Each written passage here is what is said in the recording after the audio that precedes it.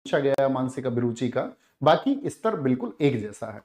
तो आप लोग जो साथी पेपर देके आए होंगे वो अपना स्कोर जांच लीजिए कि कौन से प्रश्न आपके सही हैं, और जिन साथियों का पेपर अभी आगामी दिनों में है, आने वाले दिनों में है, तो उनसे मैं उम्मीद करूंगा कि वो ऐसे माने कि उनका यही पेपर है और एक बार उत्तर देने का प्रयास करेंगे। तो आपकी तरफ से वो जबरदस्त तरीके से आने चाहिए।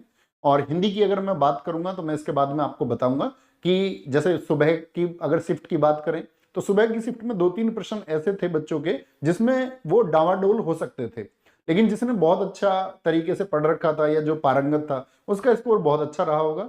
ऐसे भी इस सेट की अगर बात करें हिंदी की तो एक आधा प्रश्न ही ऐसा होगा जो बहुत अच्छी तैयारी किए हुए बच्चे से ना हो पाए। अगर मैं बात करता हूं, फिर से मैं वही कहूंगा, एग्जाम हॉल में स्थिति दूसरी होती है। आप बच्चों की एग्जाम हॉल में क्या स्थिति होती है उसको हम जानते हैं। वहां पर एक प्रेशर होता है और उस प्रेशर में आप कितना कर पाते हैं, किस तरह से बहुत आसान प्रश्न भी गलत हो जाता है, तो वो आप लोग जानते ही हैं। उसको आप ही लोग महसूस कर सकते हैं परीक्षा हॉल में कि जी हमारी क्या स्थिति होती है। ठीक है, तो किसी भी पेपर को बहुत आसान कह देना वो एक सही चीज नहीं होती है।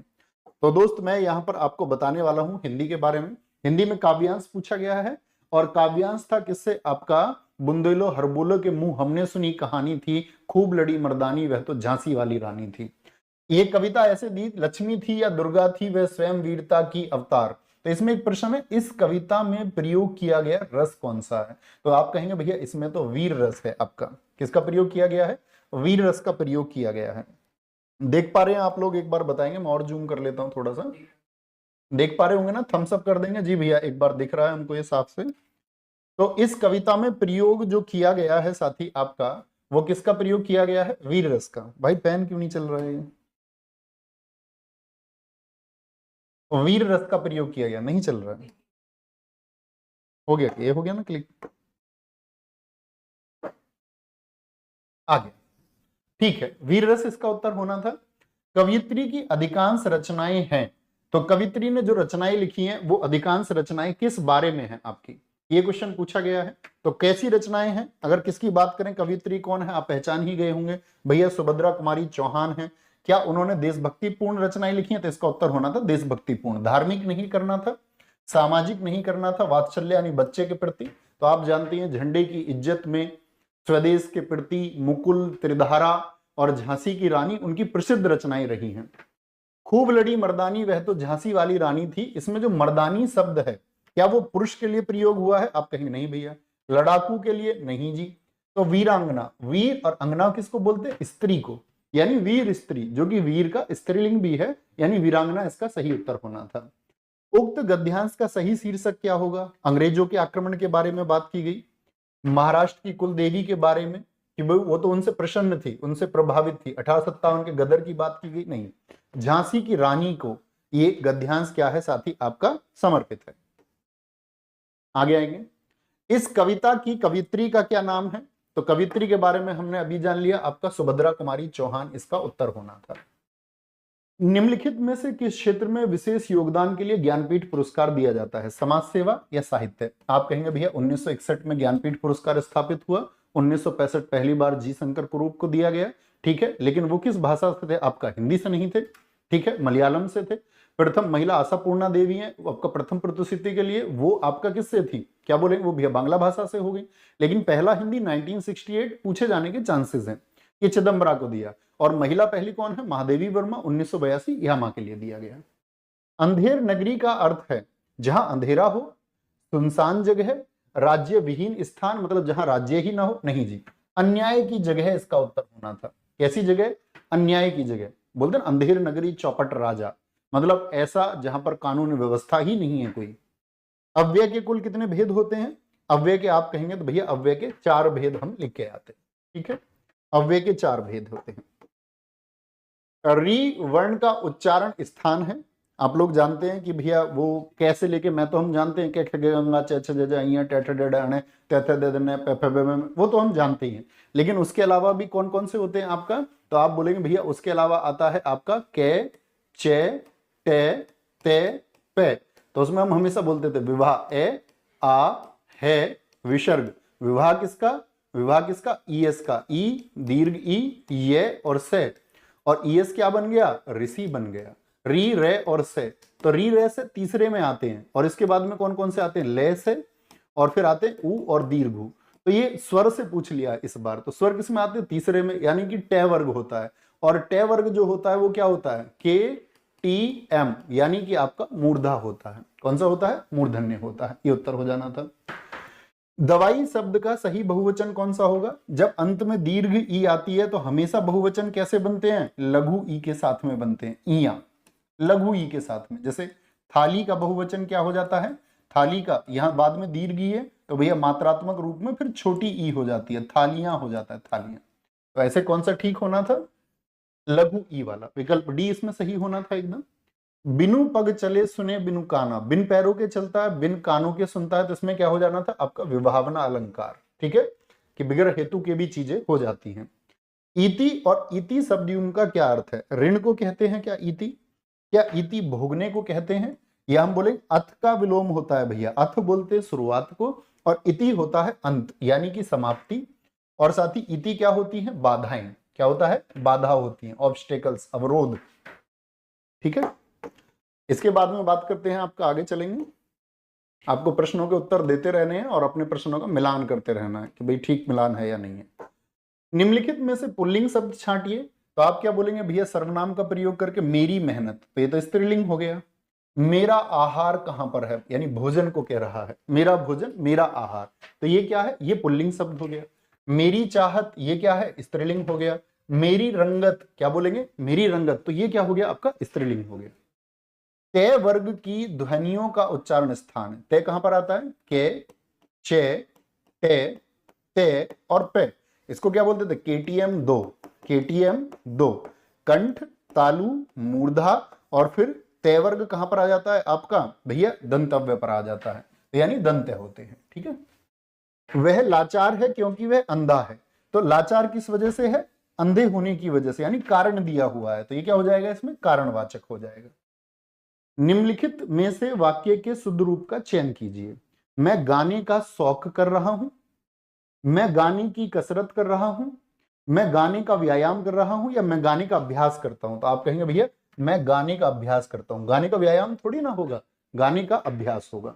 तो करके आए होंगे जी भैया, हर कोई करके आया होगा, यही उम्मीद रहती है हमको तो, लेकिन वो तो बाद में पता चलता है रिजल्ट आने के बाद में कि किसका कैसा हुआ। उम्मीद करेंगे जो मेहनती छात्र है वो सफल हो।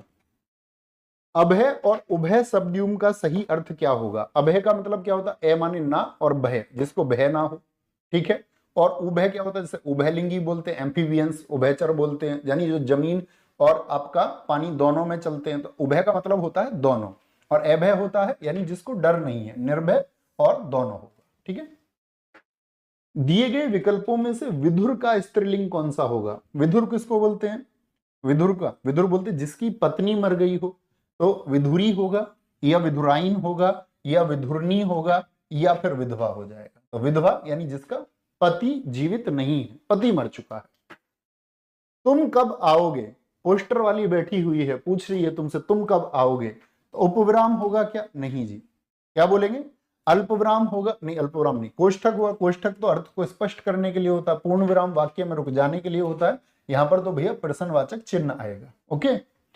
कृताकृत में समास है, कृताकृत यानी कि कृत और अकृत दो शब्दों से मिलकर बना हुआ है। कृत का मतलब किया हुआ और अकृत का मतलब बे किया, तो क्या हो गए, दोनों के दोनों आपके साथी क्या बोलेंगे, कौन सा हो जाएगा, ये कर्मधारय, कर्मधारय हो जाएगा, ठीक है।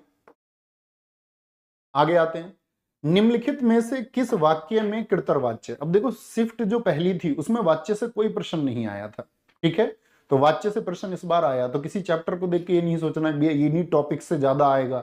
अंतिम समय में छात्र क्या करते हैं, उनके अंदर ये हलचल हो जाती है कि कहीं कुछ ऐसा तो नहीं है, तो अगर दो शिफ्ट ऐसी आ गई हैं तो ये तय कर देती हैं कि पेपर का जो स्तर है वो क्या रहने वाला है, वो ये डिसाइड कर देती हैं, ठीक है। निम्नलिखित में से किस वाक्य में कृतवाच्य का प्रयोग हुआ है, तो आज नागरिकों द्वारा सफाई अभियान, तो द्वारा यानी कि कर्म हो गया आपका, छात्रों द्वारा यानी कर्म हो गया। मोहन पुस्तक पढ़ रहा है, देखिए इसमें शून्य कारक है, कोई कारक नहीं है, जहां पर कोई कारक नहीं होता वहां पर क्या होता है आपका कृतवाच्य होता है।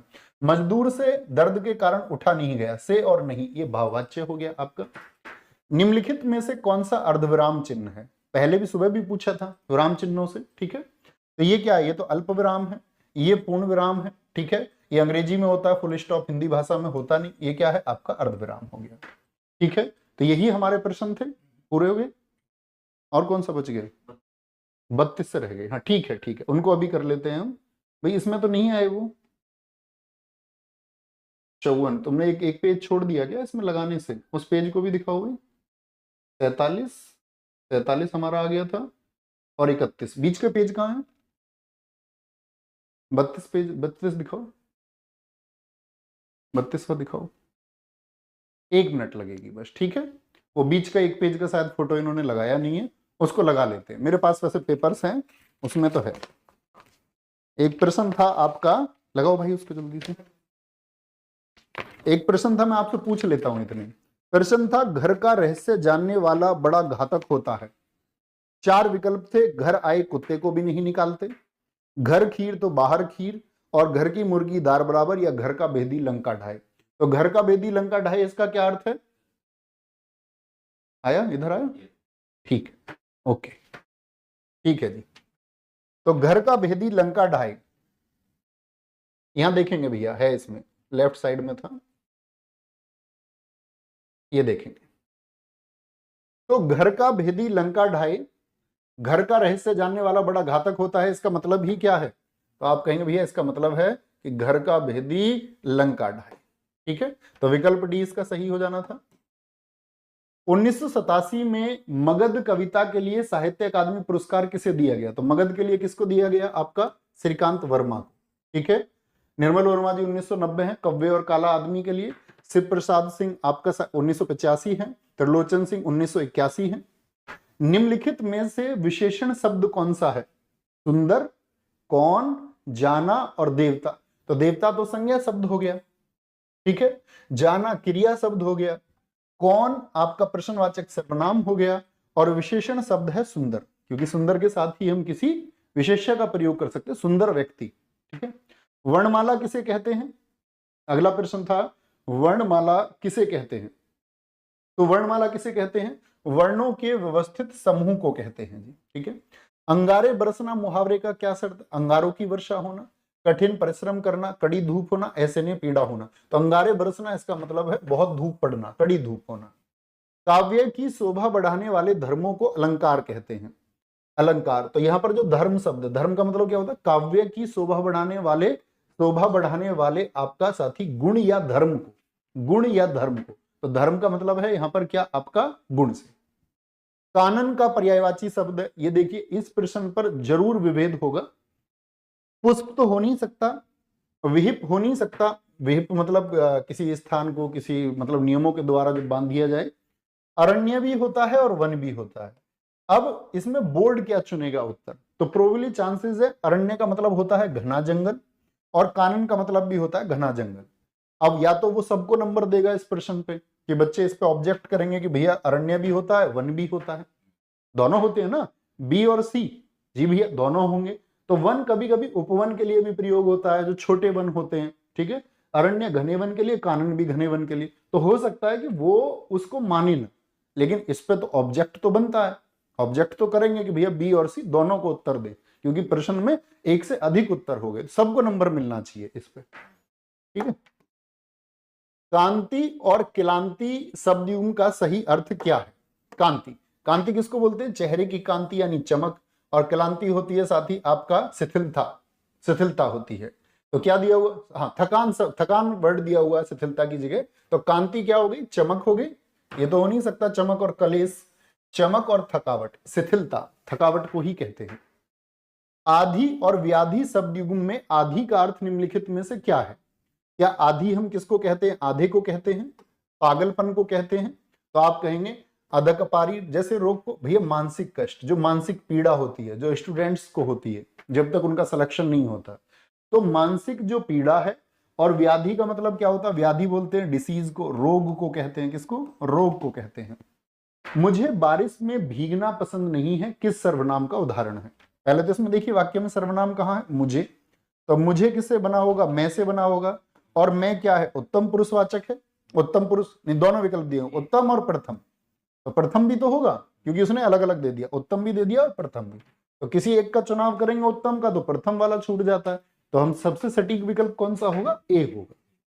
निर्वासित में कौन सा प्रत्यय है, तो इत प्रत्यय हो जाएगा। क्या होगा, निर्वासित में इत प्रत्यय है। ठीक है, आगे आएगा। और खुश मत होना जिनका भी आगे पेपर है, कभी खुश हो जाओ। ऐसे बोलते हैं बच्चे, हाँ ये हमारा पेपर आता तो हम इसको उड़ा देते। और जो इसको दे के आए होंगे उनको पता है कि जल्दबाजी में कभी कभी छूट जाता है, ठीक है, कभी कभी कुछ और लगता है, एग्जाम प्रेशर, तो उस समय ही धैर्य बनाए रखना है, बड़े धैर्य से उत्तर देने हैं। ठीक है, तो उसके लिए खुश नहीं होना, ये तो मेरा होता तो मैं ये कर देता, ये मेरी शिफ्ट में आ जाता। तो यही स्तर पूछा भी जाएगा। अब ऐसा तो नहीं है यूपी कांस्टेबल में आपका यूपीएससी के प्रश्न उस तरह के प्रश्न डाल देगा, तो उसका कोई अर्थ नहीं बनता। अगर कोई शिफ्ट कठिन आई भी तो आपके लिए भी होगी, बाकी छात्रों के लिए भी होगी, ऐसा नहीं होता। पढ़ने वाले बच्चों का सिलेक्शन होता है, सीधा सा मूल सिद्धांत ये है, जो मेहनत करते हैं। ठीक है, चीफ की दवात किसकी है, भीष्म साहनी। तमस है भैया, हानूस है आपका। अगर हम बात करते हैं पश्यंती जैसी रचनाएं हैं, सबसे इंपॉर्टेंट तो आपका हानूस है। ठीक है, अभिज्ञ शब्द का संभिन्नार्थक क्या होगा। अभिज्ञ किसको बोलते हैं, अभिज्ञा मतलब ज्ञान, जिसको अभिज्ञान हुआ हो, मतलब अच्छा ज्ञान हो गया तो जानकार हो गया। इसका विपरीत क्या होता है, मैं आपसे पूछूं अभिज्ञ, तो आप कहेंगे अनभिज्ञ होता है। अनभिज्ञ क्या होता है, जिसको जानकारी नहीं है। माघ फागुन में पड़ने वाली ऋतु सुग्रीव होगी, सुग्रीव जिसकी आपकी अच्छी गर्दन हो। ग्रीष्म गर्मी को कहेंगे। तो माघ और फागुन के बीच में, आप जानते हैं फागुन अंतिम महीना होता है, तो उस अंतिम महीने से पहले और उसके बीच में शिशिर ऋतु होती है। ठीक है, निम्नलिखित में से कौन सा शब्द है जो विशेषण है। निपट, बिल्कुल निपट एक विशेषण शब्द है। निपट मूर्ख, इसके साथ में हम एक विशेष्य का प्रयोग कर सकते हैं। चुप होता तो विशेषण हो जाता। ठीक है, क्या बोलेंगे, आपका चुप होता तो मात्र आपका संज्ञा शब्द विशेषण का अर्थ नहीं बनता। खर्च नहीं हो सकता, वह भी साथी संज्ञा शब्द। खर्चीला होता तो विशेषण हो जाता, खर्चीला हम बोल देते। बस यही प्रश्न थे। अब आप मैथ का आप लोग जानेंगे, राहुल सर और दीपक सर आपको कराने वाले हैं। ठीक है ना। और बच्चे इसके नीचे गूगल फॉर्म का लिंक लगा हुआ है। ठीक है, और RWA एप्लीकेशन पे जो आज पेपर आया है ये अपलोड हो चुका है एकदम से साफ तरीके से।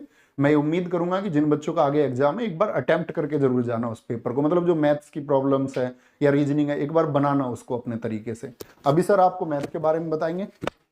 थैंक यू, नमस्ते, take care, all the best for upcoming shifts. Thank you.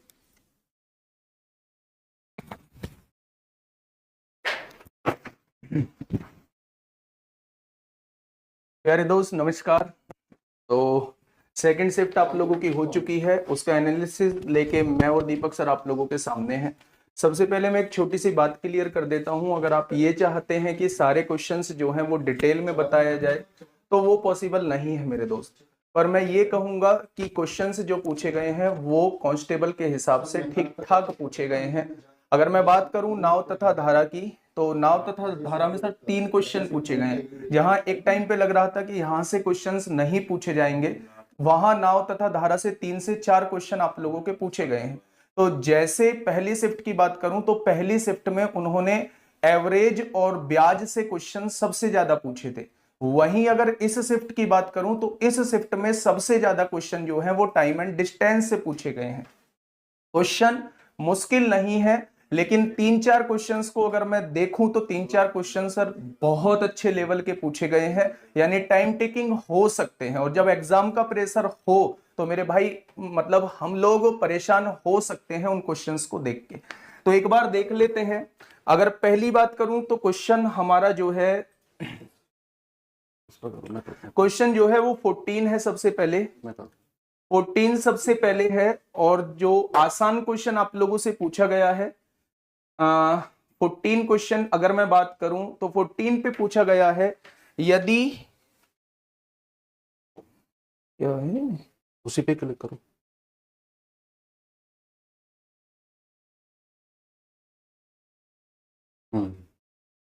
प्यार से करने से आया। यदि 6 आमों की कीमत जो है वो 90 रुपए है तो 10 आमों की कीमत क्या होगी। तो 6 आम 90 रुपए के हैं तो 1 आम 15 का हो जाएगा, तो 10 आम 150 के हो जाएंगे। तो पहले क्वेश्चन का जवाब जो है ये 150 हो जाएगा यहां। अगर मैं बात करूं फिर जो क्वेश्चन पूछा गया है, फिर 59 क्वेश्चन आप लोगों से पूछा गया है। 14 के जस्ट बाद जो है वो 59 क्वेश्चन आप लोगों से पूछा गया है। अच्छा, ये 15 भी है। देखिए, ये 15 आप लोगों से पूछा गया है मेरे दोस्त। ये आपका वेन आरेख का क्वेश्चन है।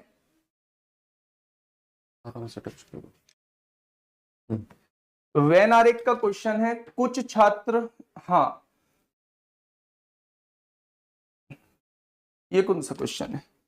अच्छा, चलो देख लेते हैं। कुछ छात्र यात्रा पर गए और खर्च की जाने वाली कुल नियोजित राशि 96 थी। हालांकि 4 छात्र नहीं आए हैं और परिणाम स्वरूप शेष छात्रों को 4 रुपए अतिरिक्त का योगदान देना पड़ा। तो यात्रा में भाग लेने वाले छात्रों की संख्या क्या थी, वो आप लोगों से ये पूछना चाह रहा है। तो 4 छात्र नहीं आए हैं मेरे दोस्त।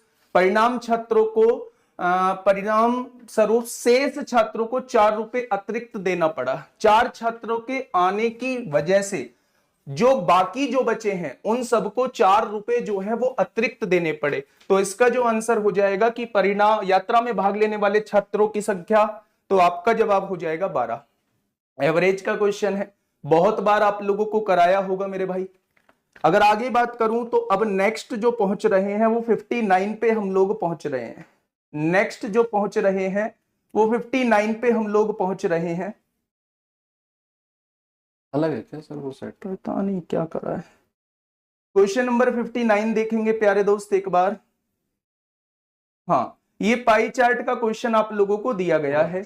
अगर मैं पाई चार्ट की बात करूं तो आप क्वेश्चन को पढ़िएगा, बढ़िया क्वेश्चन था ये।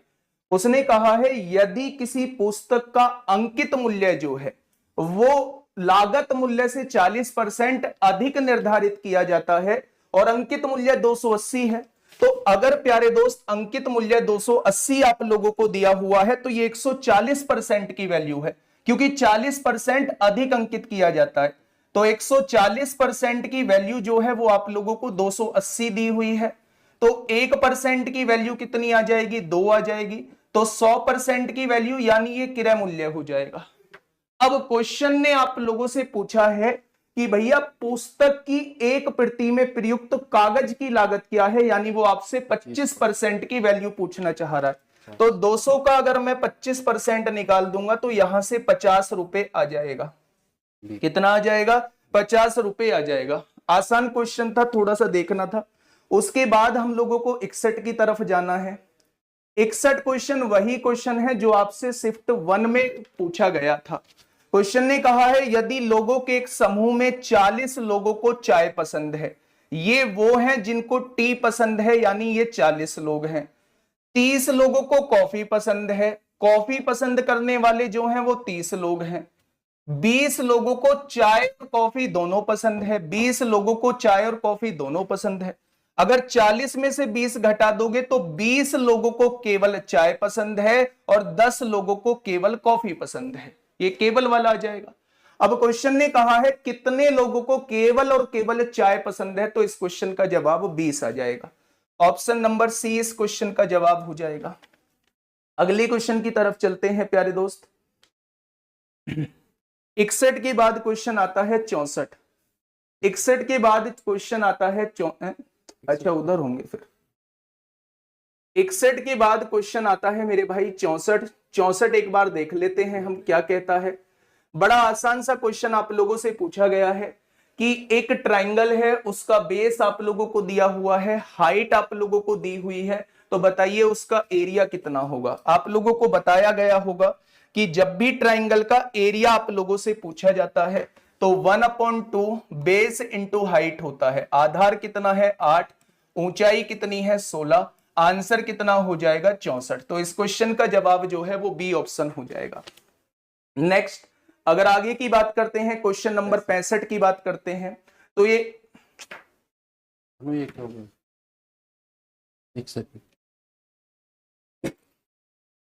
आपके बेबी के बाल पंख जैसे मुलायम होते हैं, तो आइए जॉनसन्स बेबी शैम्पू को टेस्ट किया जाए एक पंख पर, और इन्हें साफ करेंगे जॉनसन्स बेबी शैम्पू से और एक कठोर शैम्पू से। जॉनसन्स बेबी शैम्पू कोमलता से साफ और प्रोटेक्ट करते हैं पहले पल से। जॉनसन्स प्रॉमिस, पहले पल से। ये हाँ, अगर हम 65वें क्वेश्चन की बात करते हैं तो 65वां क्वेश्चन, एक आदमी अपनी यात्रा के पहले 200 किलोमीटर 80 किलोमीटर प्रति घंटे की गति से तय करता है। खराब मौसम की वजह से अगले 200 किलोमीटर 50 किलोमीटर प्रति घंटे की गति से तय करता है, तो उसकी यात्रा के पहले 400 किलोमीटर के लिए औसत चाल क्या होगी, एवरेज स्पीड पूछा गया है। एवरेज स्पीड पूछा है तो मेरे दोस्त एवरेज स्पीड होता है टोटल डिस्टेंस, 200 और 200 कितनी हो जाएगी 400 अपॉन टोटल टाइम। डिस्टेंस को स्पीड से डिवाइड करिए, 0 से 0 कट गई, 8 दूनी 16 होगा, 8 पंजे 40, तो 2.5 घंटा यहां लगने वाला है। और अगर यहां देखूं 200 को 50 से डिवाइड करूंगा तो 4 घंटे यहां लगने वाले हैं। तो एवरेज स्पीड जो है वो 400 बटे 6.5 आ जाएगी। यहां सॉल्व कर लेना, तो 65 का आंसर जो है वो सी ऑप्शन हो जाएगा। अगर मैं 66वें क्वेश्चन की तरफ चलूं तो 66वां अपने मतलब का नहीं है, अब डायरेक्ट अपने मतलब की बात आती है 72वें क्वेश्चन पे। डायरेक्ट अपने मतलब की बात आती है मेरे भाई 72वें क्वेश्चन की तरफ हम लोग चल रहे हैं। हाँ देखिए, ये दिया हुआ है 72वां क्वेश्चन आपके सामने दिया हुआ है। यदि धारा के विपरीत चलने वाली नाव की गति 18 किलोमीटर है, धारा के विपरीत आप लोग जानते हैं x माइनस वाई होती है, नाव की गति 18 किलोमीटर प्रति घंटे है, तो धारा की गति क्या है, यदि धारा की दिशा में नाव की गति इसकी विपरीत दिशा वाली गति से 50% अधिक है। अगर इससे 50% ज्यादा है तो वो 27 होगी। अगर वो आपसे y की वैल्यू पूछना चाह रहा है तो दोनों का अंतर करिए, 27 में से 18 जाएगा 9 और उसका आधा कर दीजिए, y की वैल्यू कितनी आ जाएगी 4.5। अगर वो x की वैल्यू पूछना चाह रहा होता तो दोनों को जोड़ते 27 और 18 45, उसका आधा करते तो फिर 22.5 आ जाता। ठीक है, जल्दी कराना है भाई। एक तरफ आप कहते हो सॉल्यूशन कराओ, एक तरफ कहते हो जल्दी कराओ, तो कैसे काम चलेगा।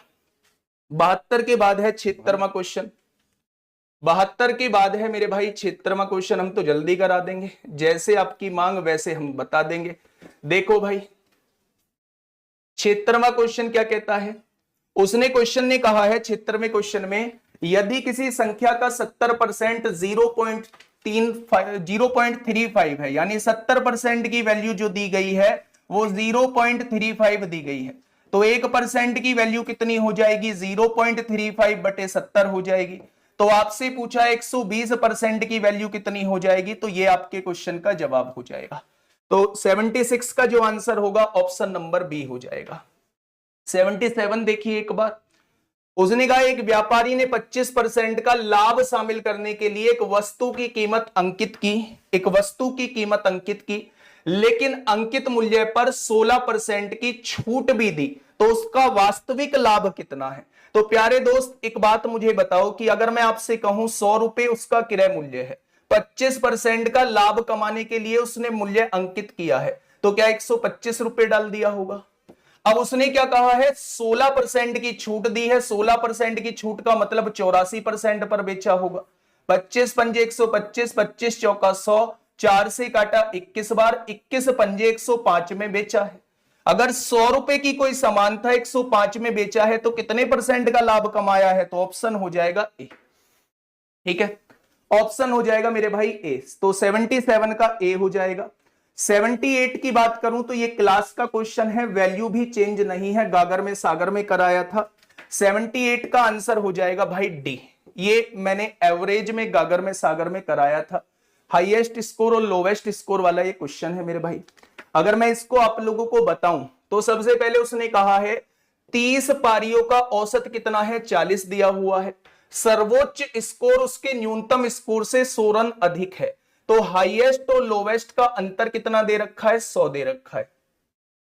यदि इन दोनों पारियों को शामिल ना किया जाए तो बाकी 28 पारियों का औसत 38 है। अच्छा औसत कितना घटा, तो आप कहेंगे 2 घटा, यानी 28 पारियों में 2 घट गया है तो 56 हो गया, और पहले से औसत कितना था 40, 2 पारी हटाई गई है तो 80 लिख दो। तो यहां जो उन दोनों का योग था वो 136 था आप लोगों का, यानी मैं कहूं हाईएस्ट और लोवेस्ट का जो योग था वो 136 था। अब आपसे लोवेस्ट पूछा है, दोनों का डिफरेंस निकालो, 36 का आधा कर दो, यानी क्या आ जाएगा 18। इस क्वेश्चन का जवाब आ जाएगा। ठीक है, बहुत बढ़िया। नेक्स्ट 79 की तरफ चलते हैं, दीपक सर भी बता देंगे, कर लो अभी, है ना, लास्ट में थोड़ी बात कर लेंगे। एक ही बात है, कोई दिक्कत नहीं है, है ना, एक ही बात है। 79 क्या कह रहा है भाई, इसका HCF पूछ रहा है, HCF कैसे करेंगे? HCF निकालना होता है तो ऊपर वाली संख्याओं का HCF निकाल दो। 1 2 3 4 का HCF 1 आएगा। नीचे वाली संख्याओं का एलसीएम निकाल दो। 2 3 4 5 का एलसीएम 60 आएगा। तो डायरेक्टली आंसर कितना आ जाएगा? 1/60 आ जाएगा। ठीक है। अगर मैं यहां से कहूं 80 क्वेश्चन की बात करूं, अगर 80 क्वेश्चन की बात करूं तो यहां देखिए, ये बाई ऑप्शन आप लोगों को सोल्व करोगे तो बहुत अच्छा रहेगा। ये 80 क्वेश्चन जो है बाई ऑप्शन करोगे तो बहुत अच्छा रहेगा। आप एक काम करिए, ये इसका आंसर होगा, इसे आप ऑप्शन से सेटिस्फाई कर लीजिए। देखिए उसने कहा है एक कार्यालय में वरिष्ठ अधिकारी और सचिव हैं। दो टाइप के लोग हैं, वरिष्ठ अधिकारी और सचिव हैं। 15 सचिव छुट्टी पर चले जाएं तो प्रत्येक सचिव के ऊपर 2 वरिष्ठ अधिकारी आते हैं। उसके बाद 45 वरिष्ठ अधिकारियों के छुट्टी पर जाने के पश्चात अब प्रत्येक वरिष्ठ अधिकारी के पास 5 सचिव होते हैं। तो उसने कहा है फिर ज्ञात कीजिए कि शुरू में कितने सचिव थे। अगर शुरू में 40 सचिव थे, इसमें से 15 सचिव चले गए तो बचे कितने? 25 बचे। अब प्रत्येक सचिव के ऊपर 2 वरिष्ठ अधिकारी हैं तो वरिष्ठ अधिकारी कितने हो गए? 50 हो गए।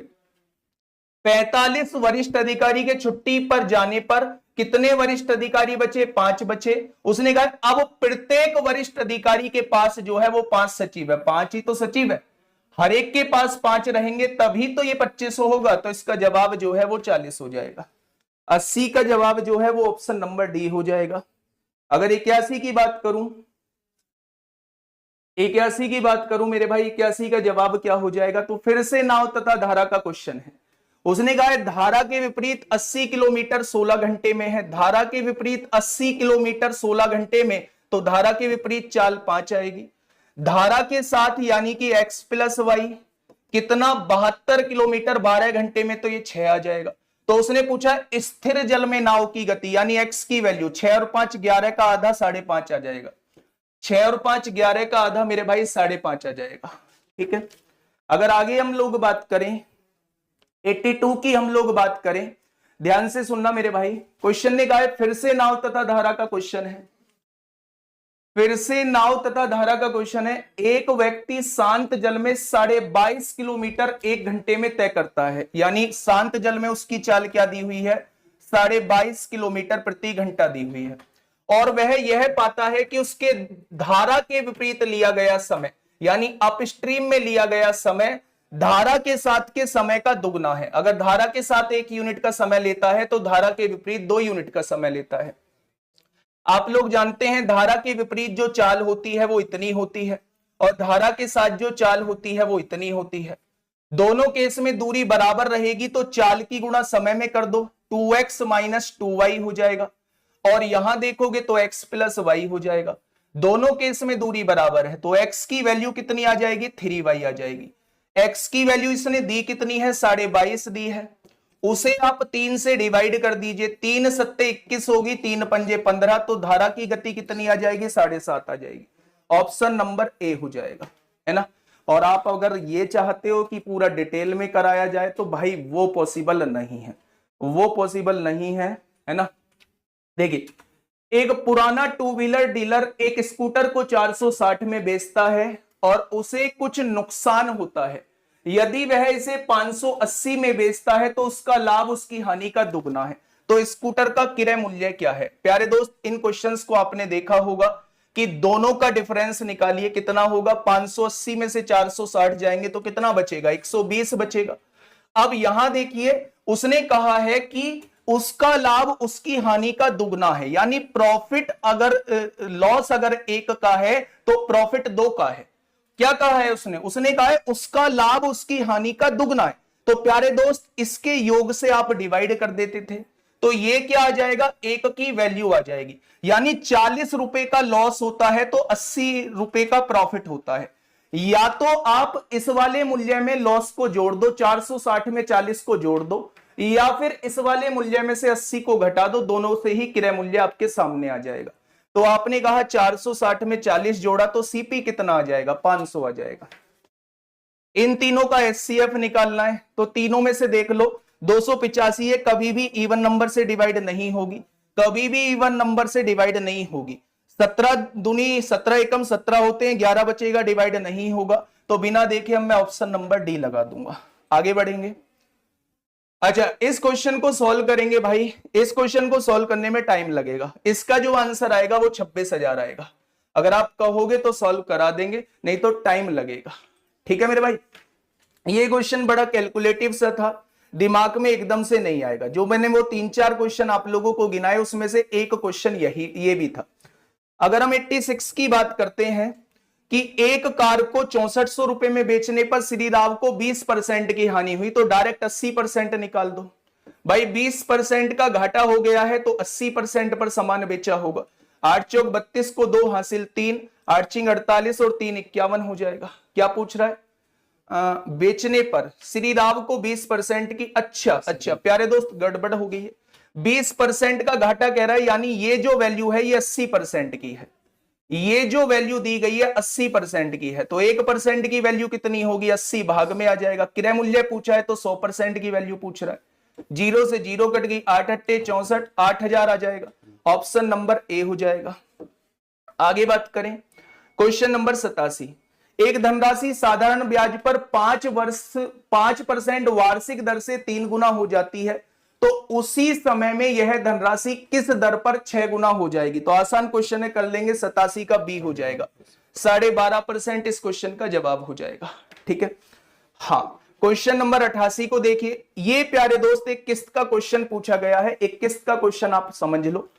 5% की चक्रवृद्धि ब्याज की किस्त है, तो 5% का मतलब 1/20 होता है, यानी 20 की रकम आपको 21 लौटानी पड़ेगी। दूसरी किस्त 400 की होगी तो 441 आपको लौटानी पड़ेगी। अगर किस्त बराबर हैं तो मेरे भाई इसको बराबर करना पड़ेगा। 21 की गुणा यहां, 21 की गुणा यहां। ये होती है उधार ली गई रकम, ये होती है लौटाई हुई रकम। तो 21 दूनी 42, 420 और 400। क्या उधार जो रकम ली है वो 840 ली है। उसने कहा प्रत्येक किस्त 1764 की है। 821 दूनी 42, 820 हो जाएगा। प्यारे दोस्त अगर मैं यहां देखूं 400, 420, 820 हो जाएगा। अगर प्रत्येक किस्त की कीमत 1764 दी है तो एक पार्ट की वैल्यू 4 आ जाएगी, तो 820 पार्ट की वैल्यू कितनी आ जाएगी? ये उधार ली हुई रकम आ जाएगी, यानी 3280 इस क्वेश्चन का जवाब हो जाएगा। नेक्स्ट क्वेश्चन अगर 88 के बाद बात करूं तो 89 भी दिया हुआ है। 89 उधर चलते हैं मेरे भाई, 89 उधर चलते हैं। अगर मैं यहां देखूं, बहुत सारे बच्चों को दिक्कत होगी क्योंकि बहुत सारे बच्चे छेड़ना कुछ चाहते नहीं है, अपने आप सॉल्व करना चाहते नहीं है, और वो चाहते हैं कि सारा कुछ आपके सामने बोर्ड पे करा दिया जाए। टोटल क्वेश्चन तो सर 24 ही थे ना? हाँ, वो 24 ही है सर, लगभग 24-25 बैठा गया है। ठीक है, देखिए 89 सर आप बोल लो थोड़ा सा ना, बच्चे कह रहे हैं डिमांड, बाद में बोलूंगा। हाँ 89 देखिए एक बार। ए और बी प्रत्येक एक कार्य को 75 दिन में कर सकते हैं, ये प्रत्येक का दिया हुआ है मेरे भाई। तो क्या दोनों की इफिशियंसी एक आ जाएगी? उसने कहा उन्होंने एक साथ कार्य शुरू किया लेकिन ए ने कुछ समय बाद छोड़ दिया। बी ने शेष कार्य को 23 दिन में पूरा किया। अगर बी ने 23 दिन में शेष कार्य किया है तो 23 दिन में 23 कार्य किया होगा। अगर मैं टोटल वर्क देखूं तो अगर हर एक की इफिशियंसी एक है तो टोटल काम 75 हो गया होगा। अब 75 में से 23 घटा दो, कितना बचेगा प्यारे दोस्त? 52 बचेगा। 52 इन दोनों ने मिलके किया होगा। तो क्या आप यहां से बता सकते हैं कि ए ने 26 दिन बाद कार्य छोड़ा होगा? ए ने 26 दिन बाद कार्य छोड़ा होगा मेरे भाई। 90 की देखिए, 90 बड़ा आसान है। 25% की वृद्धि की गई, फिर 20% घटा दिया, तो ये तो कट गया। पहले 25% की वृद्धि और फिर 20% घटाना मतलब इक्वल हो गया। क्वेश्चन ने कहा फिर 10% बढ़ा दिया, तो ओवरऑल क्या इंपैक्ट आएगा? ओवरऑल भैया 10% ही बढ़ जाएगा। क्वेश्चन नंबर 91 देखिए, ये फिर से एलिगेशन का सुबह भी पूछा था। एक की कीमत जो है वो 180 रुपए किलो है, एक दाल की कीमत 280 रुपए किलो है, और उसने कहा है अगर इतने रुपए में बेच दें तो 20% का लाभ। 20% का लाभ मतलब 5 की चीज 6 में, उसने बेची कितने में है? 320 में। तो एक की वैल्यू 320/6, तो 5 की वैल्यू कितनी हो जाएगी? प्यारे दोस्त 2 से काटिए, 2 एकम 2, 2 छिक्का 12, 0, 2 तिया 6, यानी क्रय मूल्य जो आएगा वो 800/3 आ जाएगा। 800/3 आ जाएगा। अब 3 को हटाने के लिए हर जगह 3 की गुणा कर दो, ये 3 की गुणा कर दी प्यारे दोस्त, 3 से 3 कट गया, 540, 800 में से 540 जाएगा, 260 बचेगा। 28 या 84, 840 में से 800 जाएगा तो 40 बचेगा। 0 से 0 कट गई तो किस रेशो में आएगा? 2:13 में आ जाएगा। तो वही इसका आंसर है कि उन्हें किस रेशो में मिलाया गया होगा, तो आप कहेंगे 2:13 में मिलाया गया होगा। ठीक है, लास्ट क्वेश्चन 92, बहुत बढ़िया, ये तो आपका फेवरेट है। दोनों की चालों का अनुपात दिया हुआ है तो समय का अनुपात 3:2 हो जाएगा। उसने कहा इसलिए ए को गंतव्य तक पहुंचने में बी द्वारा लिए गए समय से 15 मिनट अधिक लगते हैं, मेरे हिसाब से 1 यूनिट अधिक, तो ये 45 मिनट का समय लेगा और ये 30 मिनट का समय लेगा। अब उसने कहा यदि ए दुगनी गति से चलता है तो उसे दूरी तय करने में कितना समय लगेगा? आधा समय लगेगा, 22.5 हो जाएगा। ठीक है भाई, 93 की बात करते हैं, 93 की बात करते हैं भाई।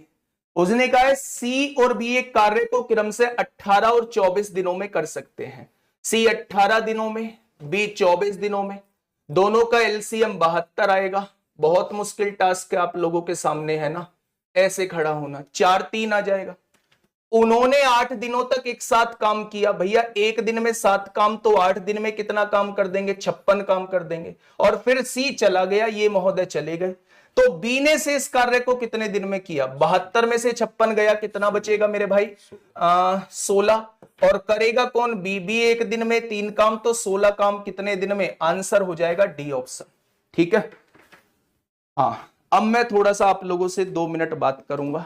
सबसे पहली बात तो ये है कि प्यारे दोस्त, हम लोग जो है वो आंसर की बताने आप लोगों को आए थे, वो आंसर की मैंने आप लोगों को बताई है, काफी हद तक सॉल्व करवाने की कोशिश की है। अगर इनके सबके सॉल्यूशन दिए जाते तो प्यारे दोस्त फिर वो अलग से क्लास जो है हम लोग लगा रहे होते।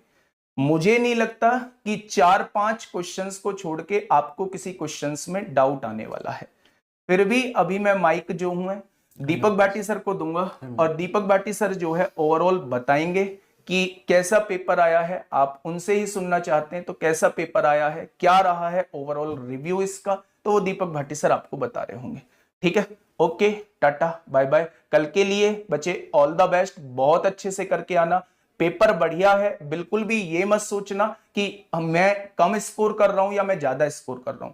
जितना हो पाए बस उतना करना है और पेपर बढ़िया लेवल का आ रहा है, बस मैं आप लोगों से इतना ही कहूंगा। ठीक है दोस्त, धन्यवाद, once again all the best. चलिए बच्चों, थोड़ा सा आपके साथ मैं बात करना चाहूंगा, 2 मिनट आपका लूंगा मैं कि 2 शिफ्ट आपकी हो चुकी हैं। हम लोगों ने जो एनालिसिस किया 2 शिफ्ट में, हमने एक बात देखी कि जो पहली शिफ्ट थी आपकी वो सेकंड शिफ्ट के कंपैरेटिवली थोड़ी सी आसान थी। मतलब सेकंड शिफ्ट में जो थोड़े से अच्छे सवाल थे वो ज्यादा थे। तो अच्छी बात है आने वाले शिफ्ट के जो बच्चे हैं उनके लिए कि आपको एक ही दिन में दोनों चेहरे देखने को मिल गए हैं बोर्ड के कि किस तरह का पेपर उनका बन सकता है। अब जो आने वाले बच्चे हैं उनको मैं एक थोड़ा सा सलाह देना चाहूंगा कि आपने एक चीज देखी होगी दोनों शिफ्ट में कि सवाल या तो बिल्कुल ही आसान पूछा जा रहा है और 4-5 सवाल ऐसे पूछे जा रहे हैं कि अगर आप उनमें थोड़ा सा दिमाग लगाने बैठ गए ना तो आपका टाइम थोड़ा सा ज्यादा जाने वाला है ना। तो मैं उनको यही सलाह दूंगा कि कुछ क्वेश्चंस अगर आपको नए लगे और आपको लगे कि यार इनमें टाइम लग सकता है कैलकुलेटिव में, तो थोड़ा सा उनको स्किप करने की कोशिश करें।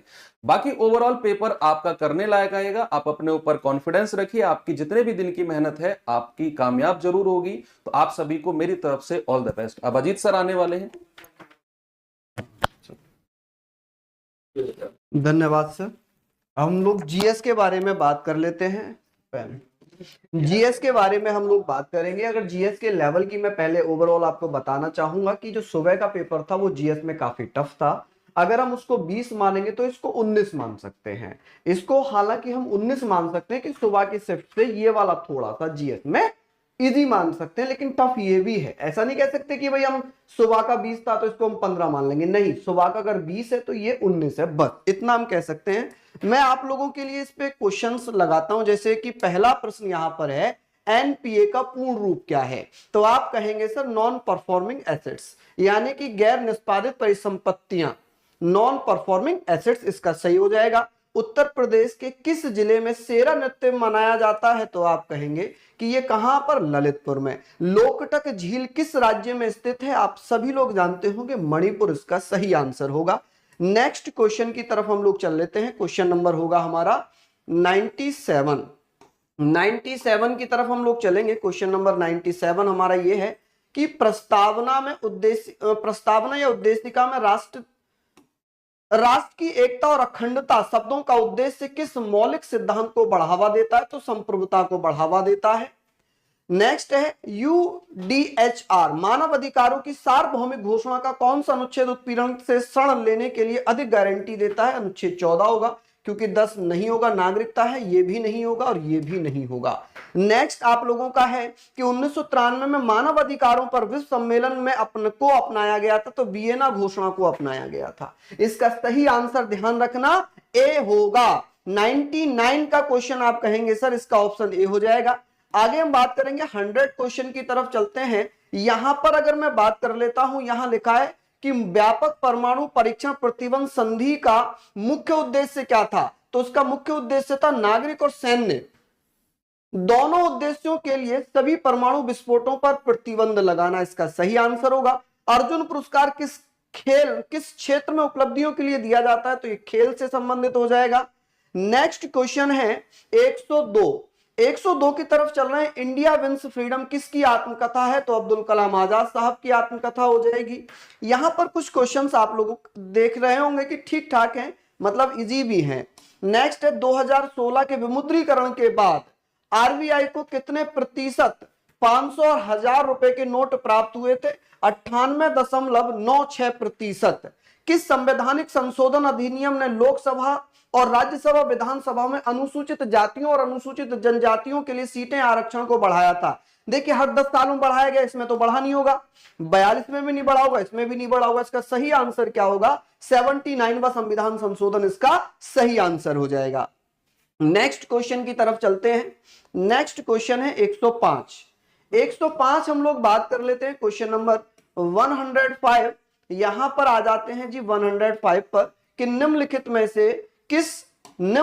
से किस जीव को जल प्रदूषक का जैव संकेतक माना जाता है? देखिए जैवरा और शेर तो होंगे नहीं, केचुआ भी नहीं होगा, बचा क्या? फिर मेंढक ही बच जाता है। बचा क्या है फिर अपने पास?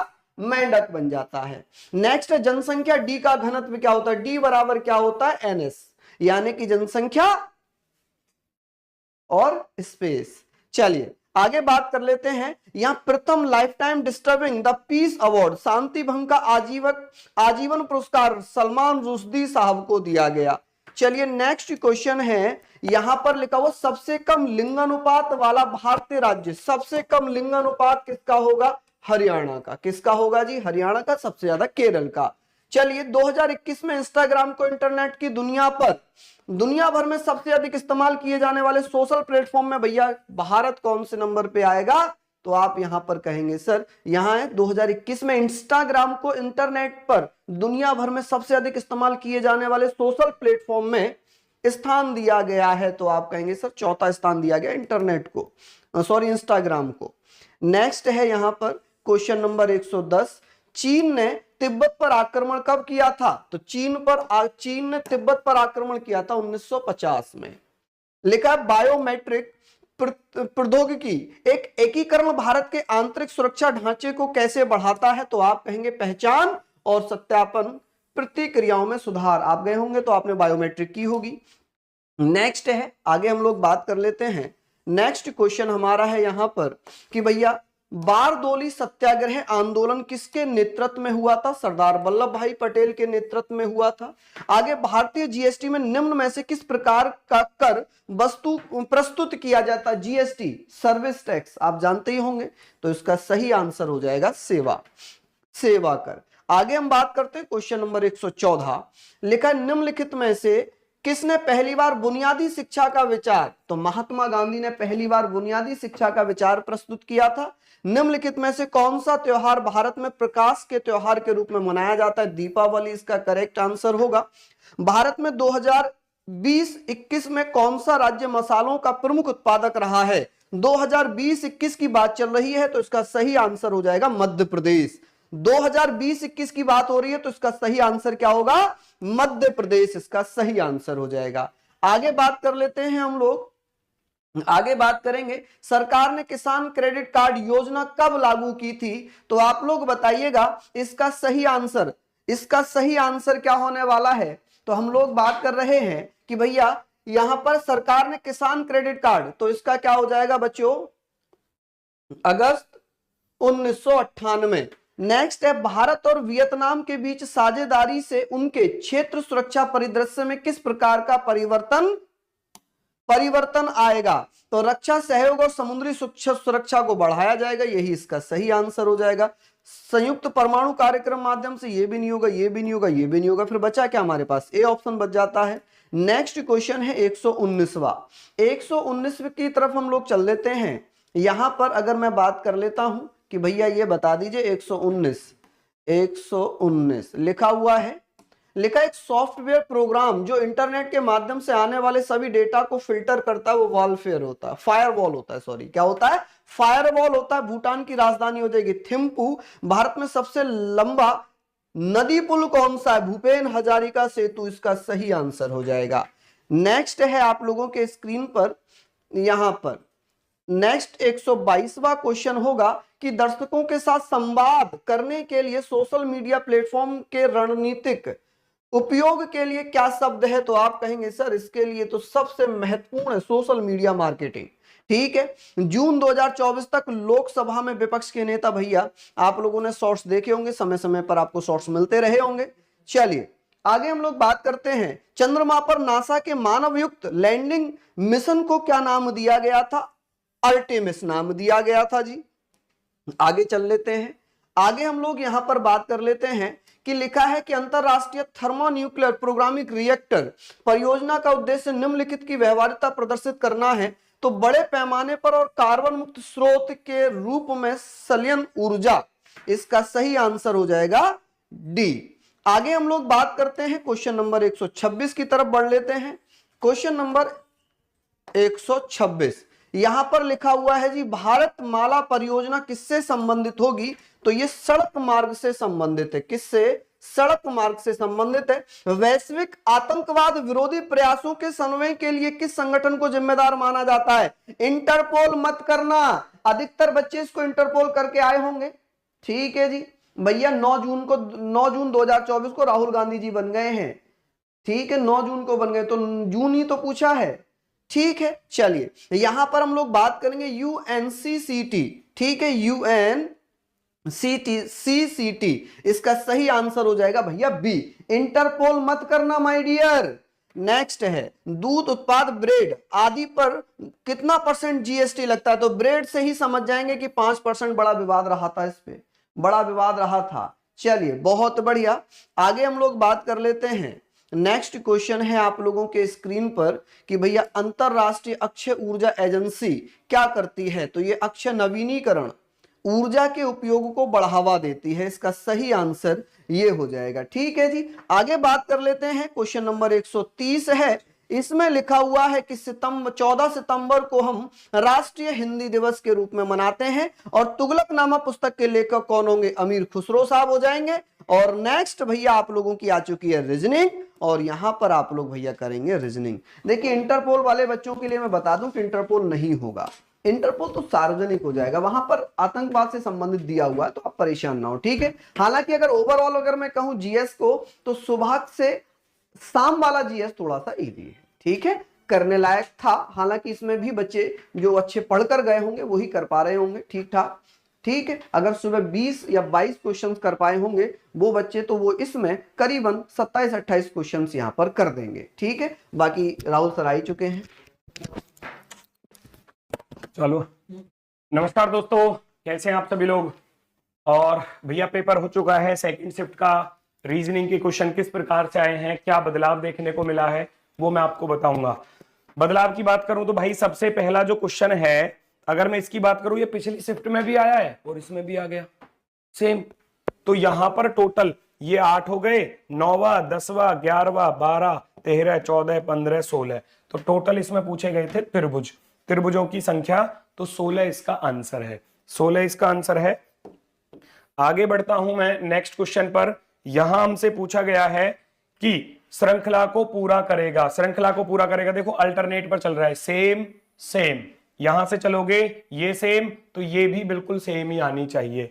तो ऑप्शन नंबर बी इसका राइट आंसर हो जाएगा। तीसरा क्वेश्चन अगर मैं बात करूं तो थर्ड वाले क्वेश्चन में क्या लॉजिक है, विषम पूछा था। विषम भाई इसको रोटेट करोगे ये मिल जाएगा, इसको रोटेट करोगे ये मिल जाएगा, इसको इधर की तरफ रोटेट करोगे तो कैसे कंडीशन, भाई जब इसको रोटेट करूंगा तो ये ऊपर आना चाहिए था, लेकिन ये आ रहा है नीचे की तरफ, तो ऑप्शन नंबर बी यहां पर राइट आंसर होगा। ये अलग है रोटेशन के अकॉर्डिंग, इसको घुमाओगे ये मिल जाएगा, इसको घुमाओगे ये मिल जाएगा, इसको घुमाओगे तो ये नहीं मिल पाएगा, तो इसका आंसर होने वाला है ऑप्शन नंबर बी। यहां हमसे पूछा गया है दी गई आकृति में कितने आयत हैं, करने का तरीका बताया था 1 2 लिखोगे, जोड़ दोगे 2 और 1 3, 3 इस लाइन में, 1 2 3, 3 2 5 और 1 6 इस लाइन में, 1 2 2 और 1 3 इस लाइन में, 3 6 9 और 3 12, 12 सिंगल पर आ गए, फिर डबल ले लो, 12 के बाद 13 और ये वाला एक 14 और एक सबसे बड़ा वाला 15, तो 12 प्लस के 3 15, ऑप्शन नंबर ए इसका सही जवाब होगा। आगे बढ़ते हैं नेक्स्ट क्वेश्चन की तरफ।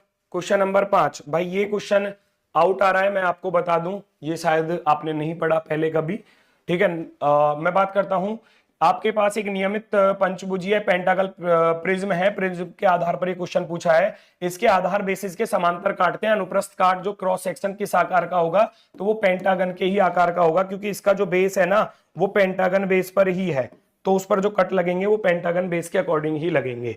नेक्स्ट अगला क्वेश्चन, इधर रह गए,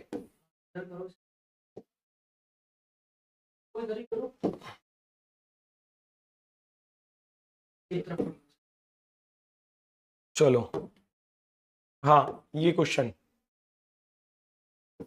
हाँ ये रहा छठा क्वेश्चन की अगर मैं बात करूं अनुक्रम में अगला क्या आएगा, तो ये कह रहा है ACEG, तो 1 और 2 3 और 2 5 और 2 7 और 2 9, 9 पर आ जाएगा हमारा आई। मेज पर 4 कार्ड रखे गए हैं,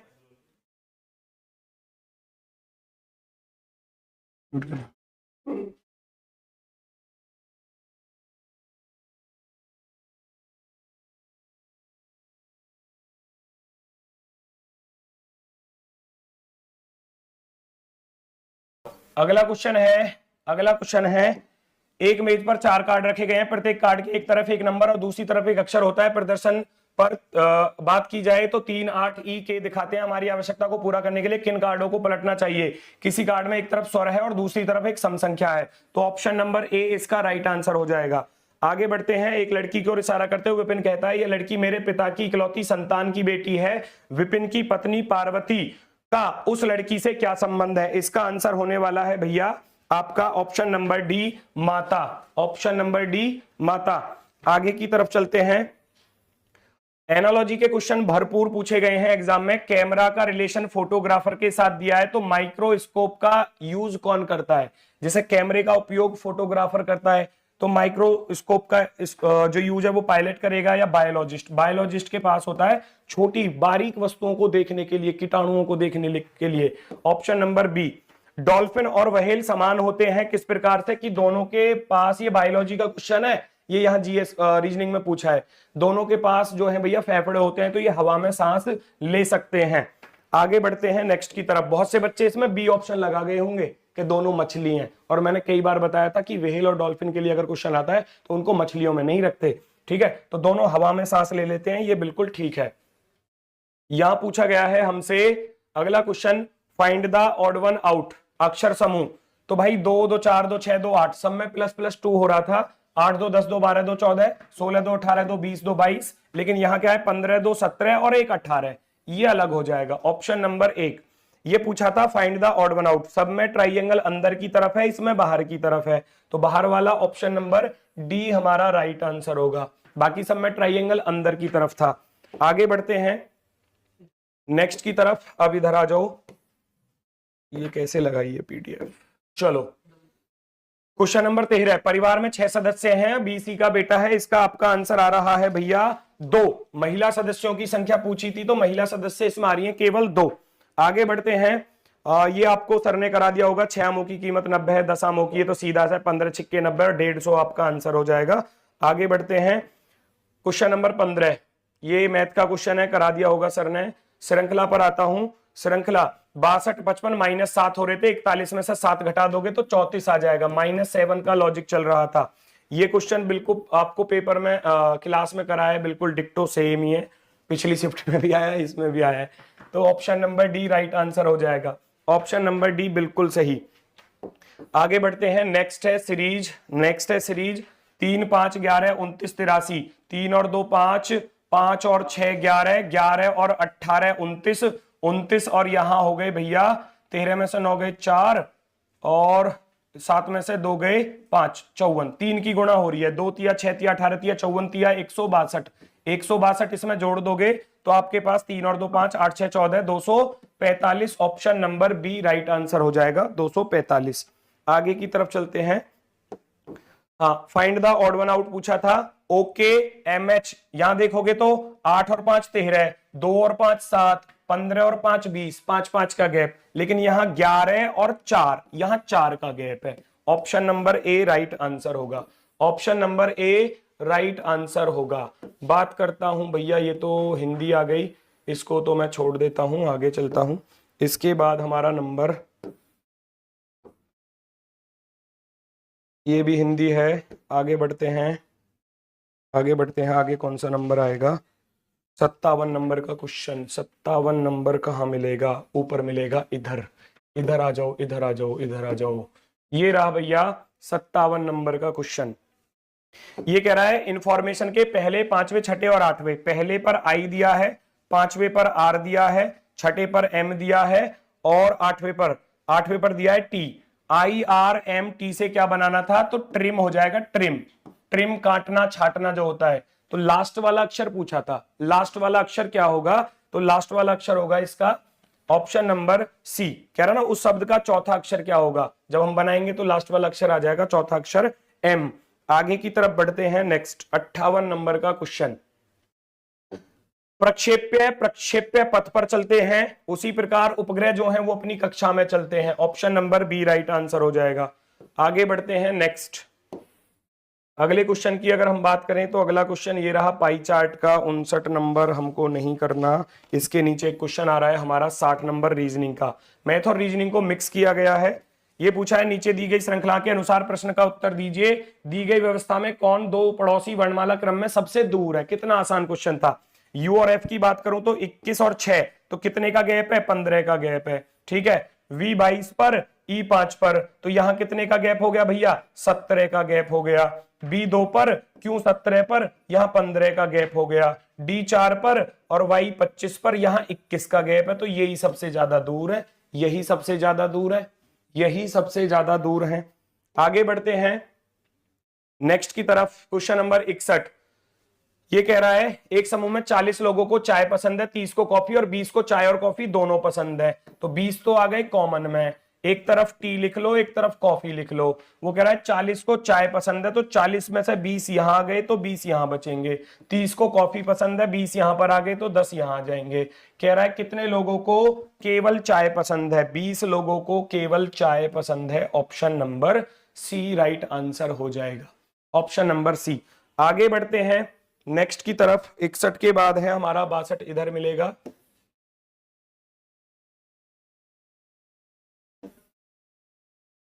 बात करता हूं 62 नंबर के क्वेश्चन की। ये रहा हमारा सीरीज का क्वेश्चन, है ना। यहां पूछा गया था 15 36 63 96 आगे क्या आने वाला है। तो मैं यहां बात करता हूं इनमें डिफरेंस जो चल रहा है। पहले 21 का गैप है, फिर 27 का गैप है और फिर 33 का गैप है। और अब जो नेक्स्ट गैप आएगा वो 39 का। 15 36 21, 36 और 27 63, 63 और 33 96, 96 और 39 को जब आप जोड़ोगे तो आपके पास 135 ऑप्शन नंबर 1 आ जाएगा। ये रियल नंबर वाला लिखा हुआ था। 18 पर आर, 1 पर ए और 20 पर टी। तो आप भी 18 पर भैया आर लिख दोगे, 9 पर आई आ जाएगा, 14 पर आ जाएगा एन, 7 पर आ जाएगा जी और 19 पर आ जाएगा S. Rings. Option number C right answer होगा। Option number C. आपका मैथ का क्वेश्चन है और ये आ गया भैया मैथ का क्वेश्चन। तस्वीर। मेरी कोई बहन नहीं है, मेरी कोई बहन नहीं है उस आदमी की, और ये कह रहा है उस आदमी की माता मेरे पिता की बेटी है। यह किसकी तस्वीर है? तो उसके बेटे की तस्वीर है। ये उसके बेटे की तस्वीर है। ठीक है। आगे बढ़ते हैं नेक्स्ट की तरफ। अगला क्वेश्चन ये रहा आपके सामने। रानी पश्चिम की ओर 20 किलोमीटर चली, फिर बाएं मुड़ी 20 किलोमीटर चली, फिर बाएं मुड़ी 20 किलोमीटर चली और अंत में 45 डिग्री मुड़ती है, तो वो कौन सी दिशा में जा रही है? वो उत्तर पूर्व दिशा की तरफ जा रही है, उत्तर पूर्व दिशा की तरफ। आगे बढ़ते हैं नेक्स्ट क्वेश्चन की तरफ, और नेक्स्ट क्वेश्चन हमारा होने वाला है क्वेश्चन नंबर 68। 68 हमें मिलेगा यहां पर, ये रहा कोड वाला क्वेश्चन। ये क्या कह रहा है क्वेश्चन में? ये संख्या हमको दी गई है, इसका हमको कोड ज्ञात करना था, और वो कह रहा है यदि संख्या के पहले और अंतिम दोनों अंक विषम है तो विषम तो नहीं है, ये शर्त तो नहीं लगेगी। संख्या के पहले और अंतिम अंक दोनों सम हैं, जी बिल्कुल दोनों सम हैं, तो दोनों को जेड के रूप में कूट करना है, तो दोनों को जेड के रूप में यहां नहीं कर सकता और यहां नहीं कर सकता, ये दो ऑप्शन गलत। फिर बाकी 7 का कोड देखोगे, 7 का टी आ रहा है तो जेड के बाद टी आएगा, और दो का कोड एम दिया है, जेड टी एम ढूंढ लो, जेड टी एम ये रहा ऑप्शन, यहां जेड टी डब्ल्यू था, ये गलत हो जाएगा। Option number first right answer होगा। आगे बढ़ते हैं 69 की अगर मैं बात करूं, विषम युग्म पूछा था यहां पर, कछुआ, क्रूम, टर्टल, कुत्ता, पिल्ला। बच्चे के नाम लिखे थे, भेड़ के बच्चे का नाम मेमना होता है, गाय के बच्चे का नाम बछड़ा होता है, कुत्ते के बच्चे का नाम पिल्ला होता है, तो कछुए के बच्चे का नाम टर्टल नहीं होता, हैचलिंग होता है, हैचलिंग। तो ऑप्शन नंबर ए अलग होगा, ऑप्शन नंबर ए। अगला क्वेश्चन, क्वेश्चन नंबर 70। परिवार में 5 सदस्य हैं और एक विवाहित जोड़ा है, इसमें आपका आंसर आ रहा है क्यू टी से किस प्रकार संबंधित है? क्यू टी की जो है भैया बहू होने वाली है, option number B, option number B right answer. 13, 17, 23, 27, 29 शेष से भिन्न है, बाकी सभी प्राइम नंबर हैं, लेकिन जो 27 है वो प्राइम नंबर में नहीं आता, option number B right answer हो जाएगा। चलो ये होते हैं 72 के बाद अब नंबर आएगा 73 पर, इधर आ जाता हूं, ये रहा हमारा 73 नंबर का क्वेश्चन। वाई एक्स के पूरब में है, जो पी के पूरब में है, जेड वाई के उत्तर पश्चिम है, जेड किस दिशा में है? तो दक्षिण पश्चिम, आप इसका आंसर लगा दोगे दक्षिण पश्चिम। आगे बढ़ते हैं, सीरीज का क्वेश्चन है, असमान संख्या पूछी है, 7, 6, 13, 3, 16, 3, 19, 6, 7, 13, 2, 15, 4, 19, 5, 7, 12, 4, 16, 5, 21, 9, 2, 11, 7, 18, 1, 19, तो 5745 को आप टिक कर दोगे, 5745 को। आगे बढ़ते हैं नेक्स्ट की तरफ, क्वेश्चन नंबर अब हमारा आएगा भाई सीधा 132 नंबर का क्वेश्चन, 132 पर चलते हैं, 132 की तरफ। 132 बीच में मैथ के और जीएस वगैरह फंसा के दिया हुआ है। 132 132 132 132 ये जीएस के क्वेश्चन है बीच में।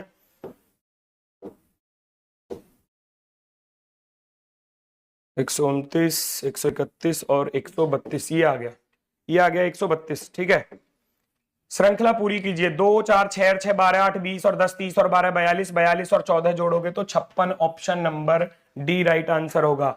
साइकिल चालक जो है वो 12 किलोमीटर पश्चिम में जाता है, फिर दाईं ओर मुड़ जाता है 7 किलोमीटर, तो वो कौन सी दिशा में जा रहा है? उत्तर दिशा में जा रहा होगा, उत्तर दिशा में। पश्चिम की तरफ जा रहा था, राइट में मुड़ना है, उत्तर की तरफ चला जाएगा, उत्तर की तरफ चला जाएगा। आगे बढ़ते हैं नेक्स्ट, इधर की तरफ आ जाओ। 135 हमारा इधर है, 135 ये रहा। 135 की अगर मैं बात करूं तो 135 में दिया गया है शब्दकोश को उनके क्रम के अनुसार व्यवस्थित कीजिए जो पहले आता है। इनमें से आपको सबसे पहले पूछा था हैंड स्टैंड है, हार्ड बोर्ड है, हैंड ओवर है, हैंड स्प्रिंग है। तो हार्ड वाला तो आएगा नहीं क्योंकि इसमें आर आ रहा है, आर 18 पर होता है, ये तो खत्म कर दो साइड में। HAND HAND HAND और लास्ट में चौथे वाले 5वें वाले को कंपेयर करूंगा, S आ रहा है इसमें O आ रहा है और इसमें S आ रहा है, तो भैया O 15 पर होता है, तो हैंड ओवर वाला ऑप्शन राइट हो जाएगा। लर्निंग को 160 लिखा है, रियल सम 80 बन रहा है, 80 का दुगना कर दिया तो 160। इधर प्रिपरेशन का 133 बनेगा, 133 का दुगना कर दोगे तो 266 इसका राइट आंसर। रियल सम का दुगना था, वास्तविक योग का दुगना, वास्तविक योग का दुगना। आगे बढ़ते हैं, अगला क्वेश्चन है शेर गुफा में रहता है तो मकड़ी कहां रहती है? तो मकड़ी जाला बनाकर रहती है, ऑप्शन नंबर सी। ये तो आसान सा था। आगे बढ़ते हैं भाई नेक्स्ट की तरफ, नेक्स्ट ये रहा 138। 138 में पूछा गया था पैटर्न को बनाए रखता है, यानी कि नेक्स्ट फिगर पूछी थी तो नेक्स्ट फिगर में आप देखोगे भाई ऊपर ऊपर नीचे नीचे ऊपर, अगर मैं कहूं 2 ऊपर है एरो 2 नीचे हैं तो 2 ऊपर आएंगे, तो ऊपर वाला आंसर होगा, ये नहीं हो सकता, ऊपर की तरफ आएगा, ये नहीं हो सकता, आंसर ऐसे हटा दोगे। अब देखो यहां देखोगे तो सर्कल जो आपके ब्रैकेट है वो बंद है, फिर वो ओपन, फिर बंद है, फिर ओपन, फिर बंद है, तो ओपन आएंगे, ओपन वाला ये वाला विकल्प था ऑप्शन नंबर बी, ये गलत हो जाएगा डी वाला। आगे बढ़ते हैं, आगे बढ़ते हैं नेक्स्ट की तरफ, नेक्स्ट की तरफ 139 में पूछा गया था अक्षर का एक बार प्रयोग करके नहीं बनाया जा सकता, किसको नहीं बनाया जा सकता? तो पैरानॉर्मल में अगर मैं बात करूं तो ई ऊपर कहीं भी नहीं है, इसमें देखो पैरानॉर्मल में ई ऊपर कहीं भी नहीं है, तो हम इसी को नहीं बना सकते, बाकी सबको बना सकते हैं। नेक्स्ट क्वेश्चन है 140 फिगर वाला अगर मैं बात करूं, देखो सर्कल 2 बार, फिर ट्राइंगल 1 बार, फिर 2 बार सर्कल आएगा, तो ऊपर सर्कल आना चाहिए, ये गलत हो जाएगा, ये गलत हो जाएगा, ये गलत हो जाएगा, सी के चांसेस सबसे ज्यादा है, ऑप्शन नंबर सी बिल्कुल राइट। आगे बढ़ते हैं नेक्स्ट की तरफ, ये एक आसान सा क्वेश्चन है, 145 को लिख दिया 15 की पावर 4, यानी कि जो बीच वाला है उसको उठाकर पावर बना दिया, तो बीच वाले को उठाकर पावर बना देना, जो 532 लिखा है ना, बीच वाले को उठाऊंगा, यानी कि 52 की पावर 3, 52 की पावर 3 लिख दिया जाएगा, option number D, option number D यहां पर आपका राइट आंसर होगा। आगे बढ़ते हैं नेक्स्ट की तरफ, आगे चलते हैं, आगे आगे आगे, ये तो आपका ग्राफ हो गया मैथ का, सर ने करा दिया होगा। हाँ 143 की बात करूं, कैलकुलेशन करनी थी, मैथमेटिकल ऑपरेशन सॉल्व करोगे आपका आंसर 8 आ जाएगा, कैलकुलेशन करनी है चिन्हों को बदलकर। उसके बाद बात करता हूं ब्लड रिलेशन का, ये थोड़ा सा टाइम टेकिंग बनाने की कोशिश की, क्योंकि 4 इक्वेशन सॉल्व करनी है, और पूछा गया था कि जेपी की बेटी किस में बन रही है, तो वो बी वाले ऑप्शन में बन रही है जिसमें लिखा हुआ है, क्योंकि आपकी शिफ्ट में ऑप्शन इधर उधर हो सकते हैं, तो वो मैच कर लेना, P गुणा Q माइनस का J और प्लस का M, क्योंकि प्लस का अर्थ दिया था, यहां प्लस का अर्थ दिया है भाई बहन, तो ये J जो है वो एक लड़की हो जाएगी, माइनस का अर्थ दिया था भाई, इसका भाई है, और गुणा का अर्थ था माता, भाई की माता माता होती है, पूछा गया था जे पी की बेटी बन जानी चाहिए, तो वो ऑप्शन नंबर बी पर बन रही है। अगला क्वेश्चन 145, बड़ा ही आसान सा, 1 और 5 6 5 11 5 16 और 5 21, 21 पर क्या होता है, 21 पर यू होता है, 21 पर यू होता है। पिछली बार की तरह मैं फिर कह रहा हूं, पिछली बार भी आपके 51 शायद क्वेश्चन थे, मैथ के थोड़े ज्यादा थे क्वेश्चन, 51 क्वेश्चन अगर मैं कहूं तो 51 क्वेश्चन में से 4 या 5 क्वेश्चन ऐसे थे जो आपको परेशान कर रहे थे, 4 या 5 बस, बाकी आपका 46 का स्कोर अगर मैं कहूं तो 46 का स्कोर बच्चे मतलब जिन्होंने तैयारी की है वो 46 बढ़िया तरीके से कर सकते हैं। ऐसा ही इस वाली शिफ्ट में है, जो क्वेश्चन आसान है वो बिल्कुल ही आसान है, वो सब बच्चे कर रहे हैं, कुछ इजी टू मॉडरेट भी हैं और कुछ ऐसे क्वेश्चन हैं जो नहीं होने, जो छोड़ने ही पड़ेंगे, 3-4 क्वेश्चन छोड़ने ही पड़ेंगे, ठीक है। 185-99 की बात करूं तो इनमें पूछा है समान संबंध, इसमें क्या लॉजिक था कि 8 5 13 और 1 14 है, इस 185 में अंकों का योग जोड़ रहा है तो 199, तो वो यहां बन रहा था 9 और 8 कितना होता है 17, 17 को इसमें जोड़ोगे 9 7 16 8 2 10 106, ऑप्शन नंबर बी। 20 मीटर पूरब की ओर चलना शुरू करती है फिर बाएं मुड़ती है, तो इसका आंसर आ जाएगा आपका 50 metre, 50 metre option number, direction का आसान सा क्वेश्चन था, बिल्कुल ही आसान। बचता है लास्ट भैया, लास्ट कहां गया, ये क्या कर दिया भाई, ओ भाई इसको रोटेट करना भानु, सीधा करो इसको। दो क्वेश्चन बचते हैं। 148 में क्या दिया है, 20 35 60 105 190, तो इसका जब हम डिफरेंस करेंगे तो 20 और 15 का डिफरेंस तो यहां पर आएगा 15, फिर आगे चलेंगे तो यहां आपका 25 का डिफरेंस है, आगे चलेंगे तो यहां 40 का डिफरेंस,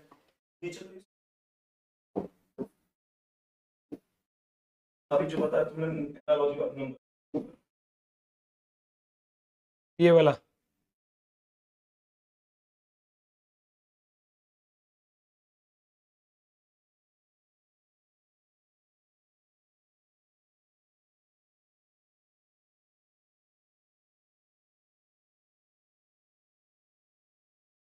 इसकी बात कर रहे हो,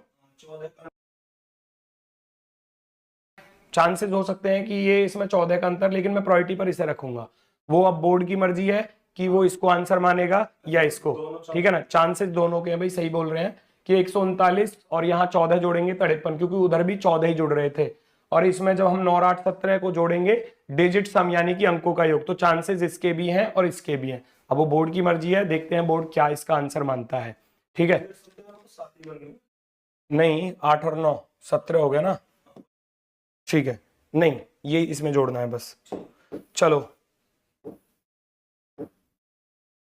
यहां आपसे पूछा गया था सीरीज का, इसका क्वेश्चन का आंसर है आपका 355 और फिर 149 में वेन डायग्राम पृथ्वी, समुद्र और सूर्य के बीच में सही डायग्राम ढूंढना था। तो सही डायग्राम क्या हो जाएगा इसमें, लास्ट विकल्प है, ये रहा हमारा, पृथ्वी पर समुद्र और सूर्य अलग रख दिया जाएगा। बचता है लास्ट वाला, लास्ट वाले का आंसर है भैया आपका 12, लास्ट वाले का आंसर है 12, option number B right answer, ठीक है। तो अगर मैं बात करूं टोटल यहां भी लगभग ऐसा ही स्कोर रहा है, 4 या 5। मैं फिर कहूंगा आपके एग्जाम में भी दोस्तों याद रखना 4 या 5 की संभावना रहेगी कि 4 या 5 क्वेश्चन ऐसे आएंगे जो भाई परेशान करेंगे। पिछली शिफ्ट में भी ऐसे थे और इस वाली शिफ्ट में भी ऐसे ही हैं। क्या 12 क्वेश्चन ठीक तो है, 12 का 4th आंसर है, ठीक है, वो ठीक है, ओके है, ठीक है, ठीक है ना। तो 4 से 5 क्वेश्चन ऐसे हैं जो थोड़ा बहुत परेशान कर रहे हैं बच्चों को, थोड़ा बहुत ना बहुत हद तक परेशान करते हैं, तो उनसे शुरुआत में बचना है। लास्ट में अगर उनको आप थोड़ा सा गहराई के साथ करेंगे तो उनको आप सॉल्व कर जाएंगे, लेकिन शुरुआत में मत फंसना, मैं यही कहूंगा। ऐसे ही रीजनिंग, मैथ और जीके बाकी सर आपको बता चुके हैं। बाकी आपसे कल मुलाकात होगी, कल पहली शिफ्ट में आपकी 12 बजे हम आपके पास एक, हाँ भाई जिनकी जो शिफ्ट हो चुकी हैं, हमने यहाँ पर एक गूगल फॉर्म के लिए लिंक लगा दिया है, वो सभी बच्चे अपना डाटा अवश्य भरें अपनी आंसर शीट से, अपना स्कोर मैच करके, और अपना स्कोर जो है उसका रियल डाटा भरें, ताकि आपके लिए जो कट ऑफ की वीडियो है उसको जल्द से जल्द आपको बताया जाए और सटीक बताया जाए। तो आप भी जो अपना डाटा भरें वो थोड़ा बिल्कुल सटीक भरना। 1-2 क्वेश्चन का तो कोई इशू नहीं होता क्योंकि वो एवरेज निकल कर आ जाता है, लेकिन आप अपनी तरफ से पूरा सटीक डाटा उसमें भरना, ठीक है। तो कल मिलेंगे आपसे कल पहली शिफ्ट के एनालिसिस के साथ। तो तब तक के लिए दोस्तों सभी को भैया नमस्कार, धन्यवाद, टाटा, बाय बाय।